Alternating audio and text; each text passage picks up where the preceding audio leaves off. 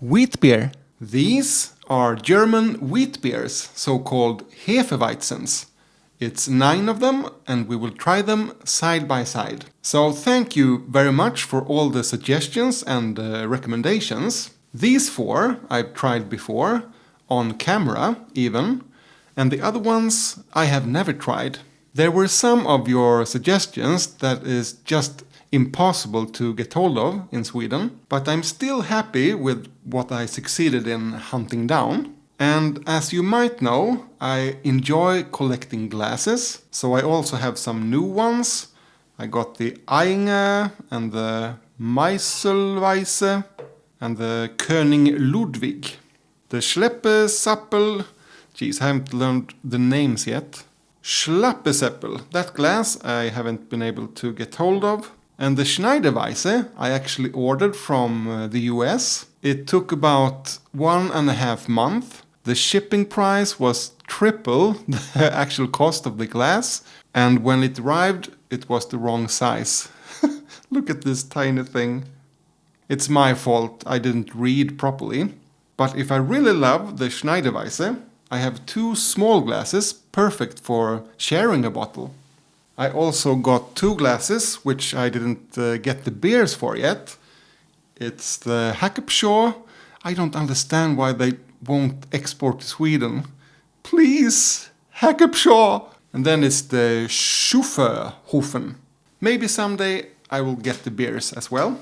So if you are new to wheat beers, as I was only 1 year ago, there are a few different styles, and this is the German style, and it's the most interesting style to me because of the Reinheitsgebot, the Bavarian purity law. In other styles, the Belgian style, for instance, the wheat beer, you can get much of the sweetness and the fruitiness from adjuncts. Orange peel and coriander seeds, for instance, are common, but in the German style, only water, yeast, malt and hops are allowed. If you add anything else, you can't call it a beer anymore. So all the lovely fruitiness, banana foam candy and cloves are common, comes from working with the yeast.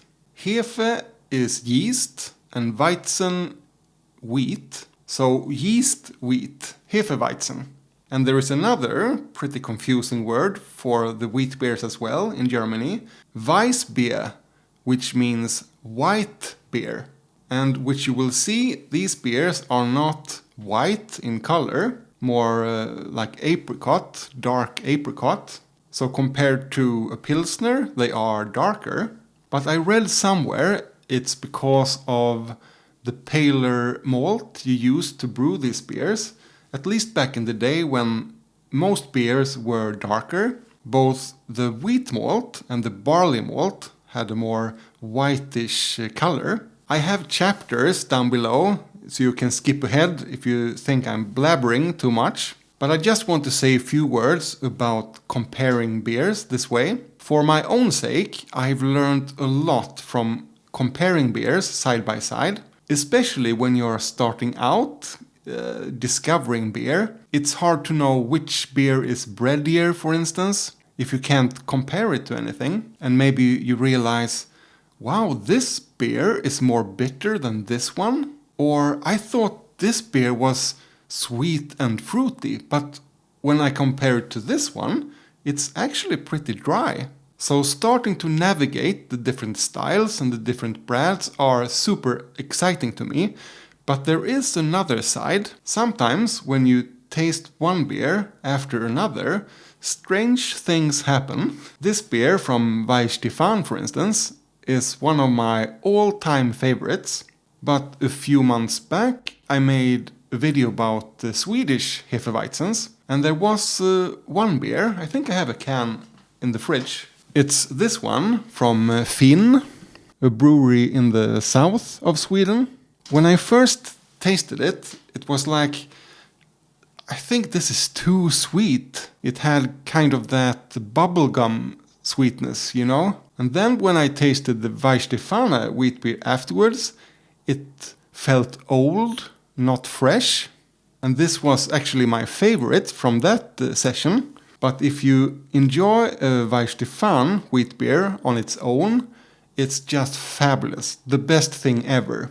So maybe the same thing will happen today, so just take this comparison with a little grain of salt.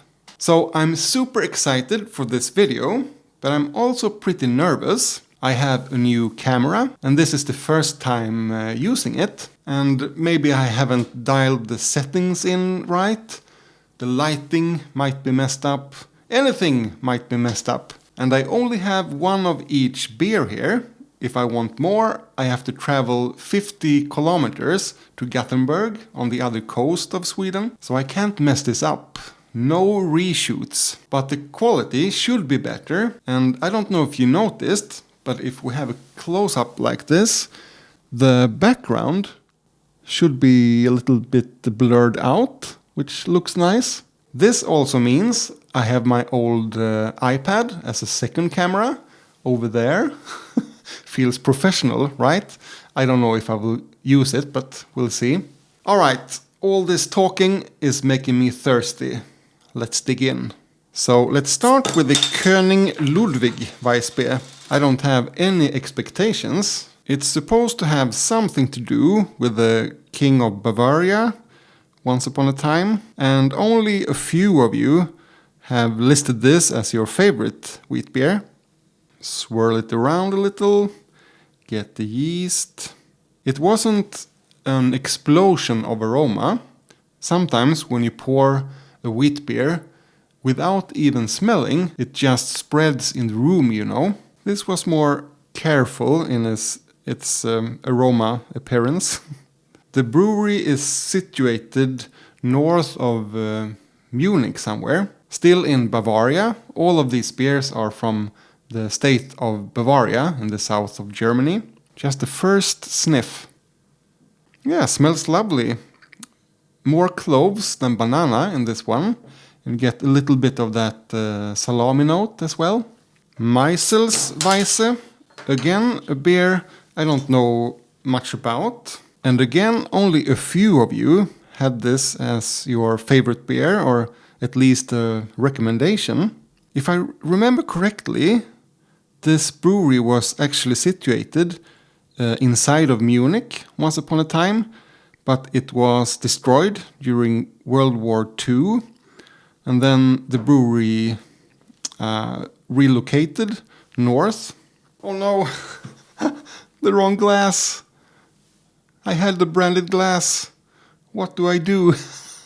Could I try to pour it over? Okay, cross your fingers or hold your thumbs, as we say in Sweden. I'll try to pour it over in the correct glass.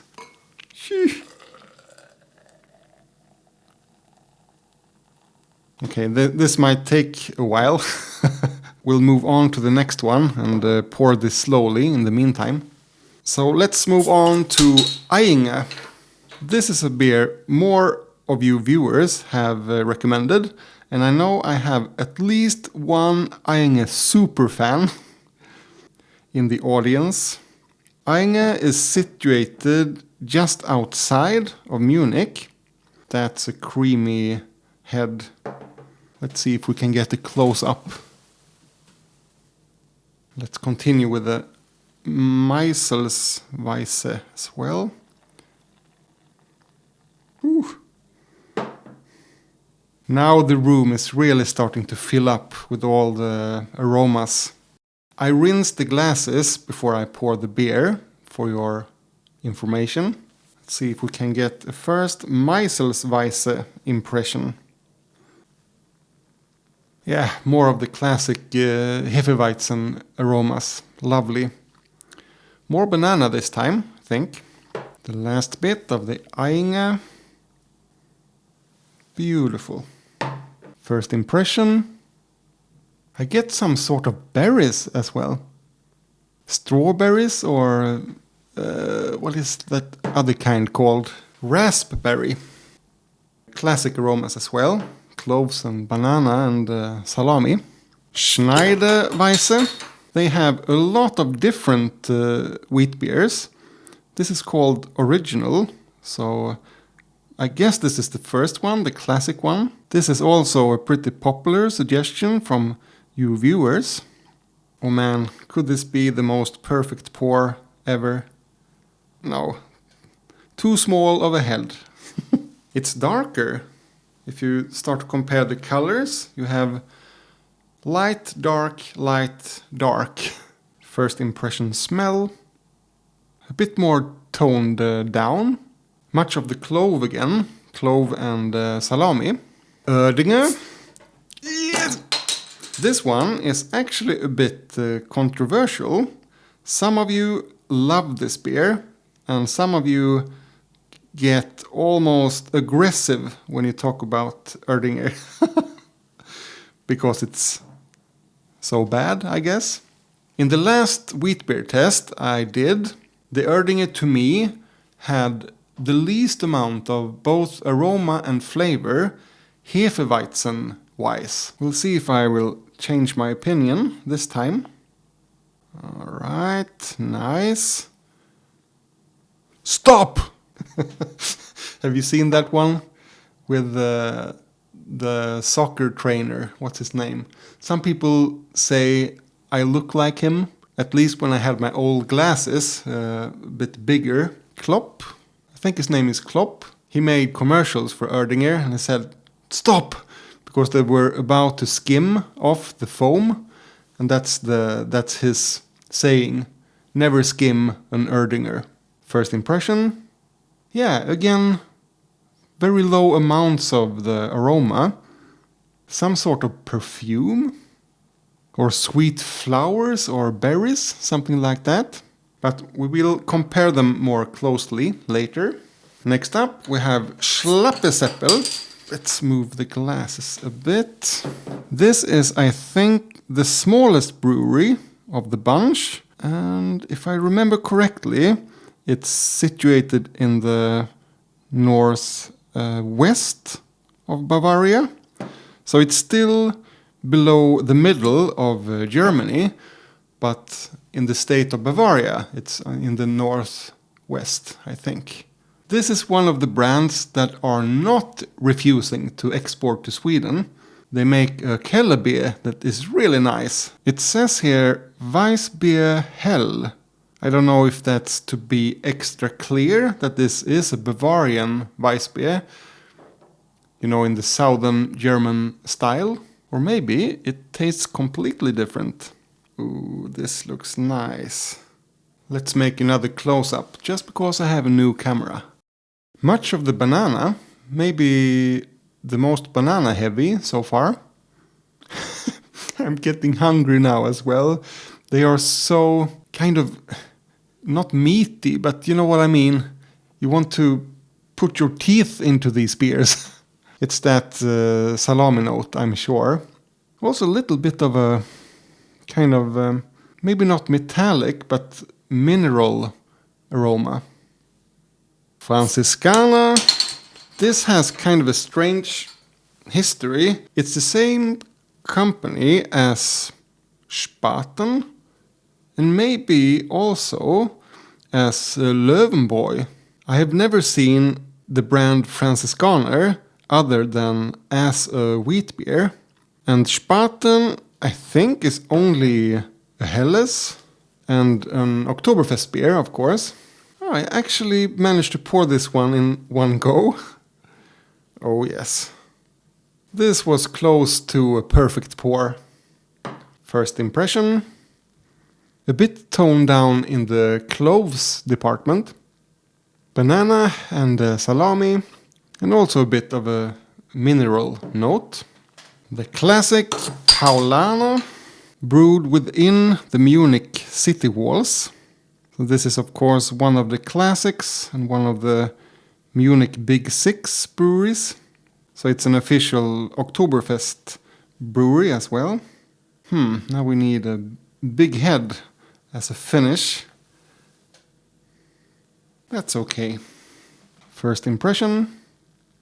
Back to the berries again. So a more fresh aroma mixed with the cloves. Banana, a little bit of salami, just the classic notes. And finally, Weihenstephaner, the winner from my last German wheat beer test. Also situated a bit outside of Munich. The oldest brewery in the world, they say. I can feel it's lively, or is my angle wrong? Why is there so much foam? One day I will learn. And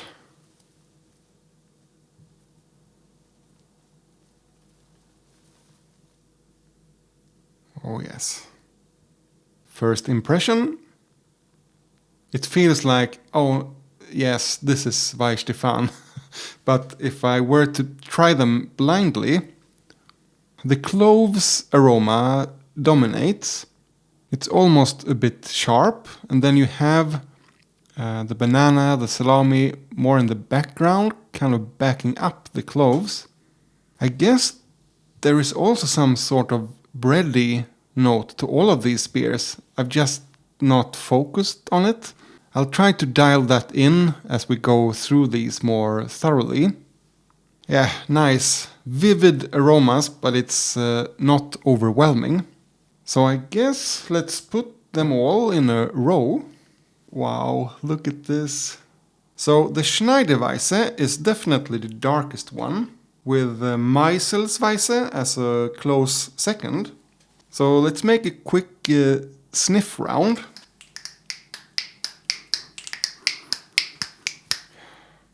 I actually felt the most bready note in the Ayinger. Compact bread, like rye bread. The Paulaner and the Weissstephan smelled the most of the classic Hefeweizen notes. The Maisel's Weisse had the booziest note, or it could be the cloves. Sometimes I confuse the two. You know, if you've ever put cloves into an orange, you get more of that cloves aroma that sometimes can be confused with booziness. The König Ludwig is more like flowers, spring flowers. But apart from that, nothing really sticks out. Should we just start to go through them maybe? I'm off work tomorrow just to be on the safe side. König Ludwig, Prost, cheers, skål. Pretty light in the body. Nothing really lingers. I feel the cloves. I get the banana, the white fluffy bread, but it dies away kind of quickly. Now this is the first beer, so we'll see how it compares, but it feels like it was light, almost watery. I will actually make a few notes just for my memory. A sip of water, also in a wheat beer glass, of course. And then Maisel's Weisse. Prost. A much lower cloves level. Feels pretty dry, especially in the finish. You get a bit of kind of dry bread. It's more like some kind of soda for adults, so it's not sweet. I get a little bit of the banana in the back of the throat if I'm really looking for it. I noticed the lemon as well. It's refreshing, but doesn't really have the classic Hefeweizen notes I would like. Ayinger, skål. That's different. Yeah, the breadiness I felt in the aroma really comes through in the taste as well. This is the classic knäckebröd flavor, as we say in Sweden. The rye crisp bread we eat here. It also has noticeable levels of lemon citrusness. You have the banana, the cloves, a bit of the salami as well. But what stood out to me as a first taste impression was the breadiness. Schneider Weisse, the darkest of them all. Cheers. I remember the last time I had only 4 wheat beers then, but when they started to warm up to room temperature almost, you get that boozy note from all of the beers almost, especially if you drink a lot of them. But this has a first boozy impression, or if it is the cloves somehow. I don't know, maybe it's in combination with being kind of dry, light, and then you have this kind of booziness, and it didn't meet up with any banana either. I know Schneider Weisse have several different wheat beers. None of these beers are particularly strong in alcohol. They go from 5.0 to 5.5. Then you have the Festweissens, which is stronger, and then Weizenbocks, which is even stronger, and Weizendunkels, I think, the dark ones. But I know Schneider Weisse has another one in this style and kind of the same ABV, so maybe I'll try that one next time. But first impression, this isn't my favorite. And from one non-favorite to another, Erdinger. Prost! Yeah, so after the Schneider Weisse, it was actually kind of nice with more sweeter beer. It has also more bread in the finish. Interesting fruitiness. Is it apricot?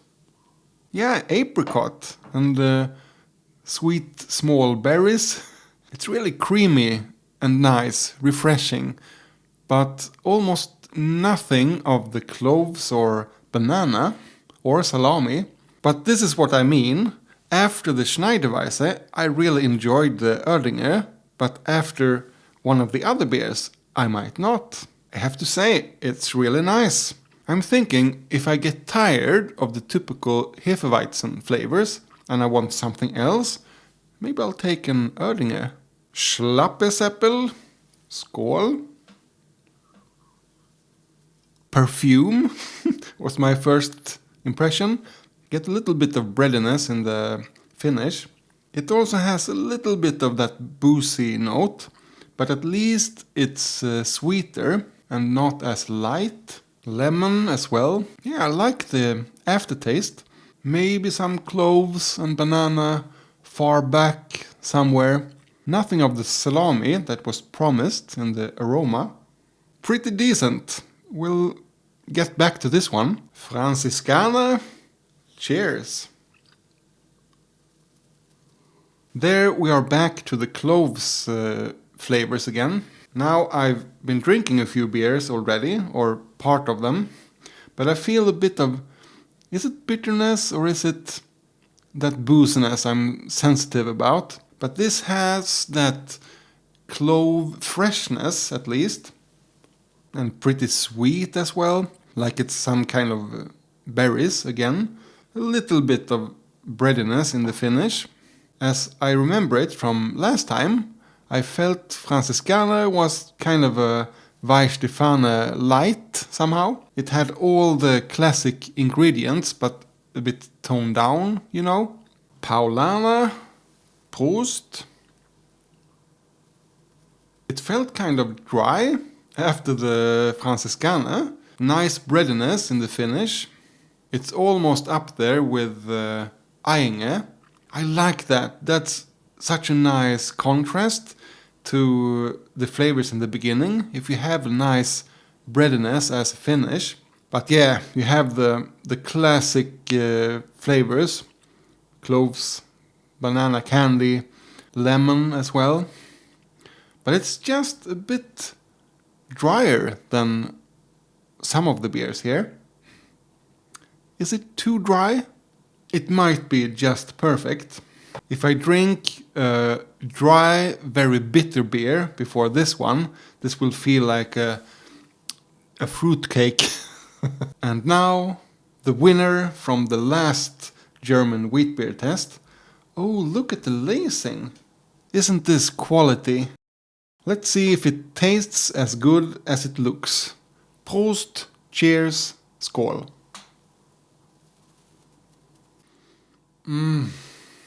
This is fantastic.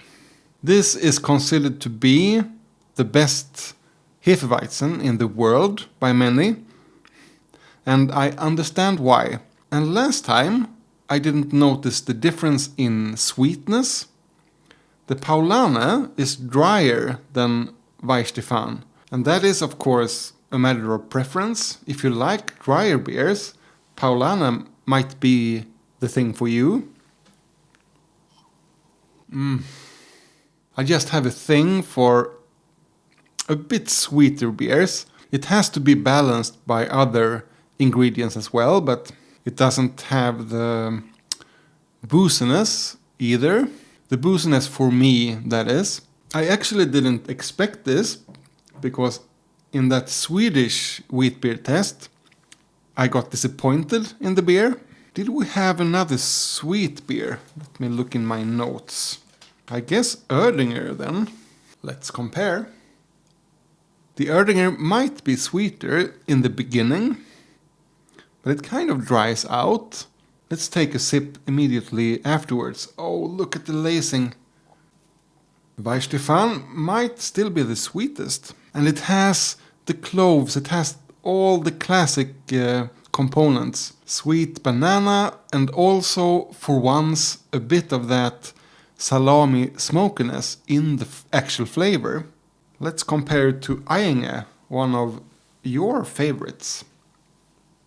The Ayinger might actually have about the same level of sweetness, but it also have a nice breadiness, compact breadiness. It kind of adds another dimension. It's different somehow. It doesn't have the sharp clove flavors or... Sorry about that, I got a delivery. Where were we? Yeah, Ayinger versus Weissstephaner. And this is what I mean. After Ayinger, the Weissstephaner isn't as sweet anymore. When I drink it after Paulaner, I get kind of a revelation, like it's this way it should taste. After Ayinger, I'm not as sure. And I'm positive if I drink a sweet soda and then either of these wheat beers, I will feel this is dry and bitter. And that's what I mean by these comparisons can be confusing. So the Ayinger after Weissstephaner, it's really nice. And I love the breadiness. That's unique within these beers. It must be a conscious decision to add more malt or whatever they do with it. Yeah, lovely. But the first time I didn't find it as sweet. I forgot to make notes about the Maisel's Weisse, but maybe that's even sweeter then. Yeah, so the camera battery died. So we're back to the old trusty iPad again. Note to self, buy more camera batteries. But where were we? The Maisel's Weisse, is it sweet or not? I think that was the question. Not particularly, somewhere in between sweet and dry. But why didn't the Ayinger feel as good after it? Let's find out. Now it does. Maybe it did before as well. The rich breadiness. It's so nice. It's just a different kind of Hefeweizen. Let me try the Franziskaner one more time. It has the classic ingredients. It's something about the booziness. Could it be it's also drier than Weissstephaner? Maybe a little bit, but I don't think that's really it. Sometimes there is a flavor of, and I'm not sure if that comes from the cloves flavor, where you get a bit of that boiled berries booziness, and Weissstephaner doesn't have that, either because it's sweeter or they have managed through some wizardry to remove it. I'm starting to feel that I need to stop drinking here soon. But the beers that have made the biggest impressions on me is the Ayinger and the Weissbier. I mean, these are all good beers, but it's just something about these two. I'm not sure I can decide on just one, winner. The Weissbier is just so classic, with the cloves, the sweet banana, sweeter than some of the others, smoky salami note, a little bit of white bread in the finish. But the Ayinger, it's just different and very nice. It has some lemon, nice sourness, but not as much of the cloves, banana or salami, but it leans into the malty side of things, which I think Ayinger often does in their other beers as well. So I guess my conclusion will be, do you want a classic Hefeweizen with the classic flavors and you don't mind the beer being a bit sweet? Weihenstephaner is the beer for you. And if the cloves, banana, salami isn't super important to you, they can be a bit toned down, but you really miss the malty breadiness in these beers, you should go for Ayinger. So I guess a shared number one somehow, Ayinger and Weissbier. Check out my other German beer videos in this playlist and remember, drink responsibly.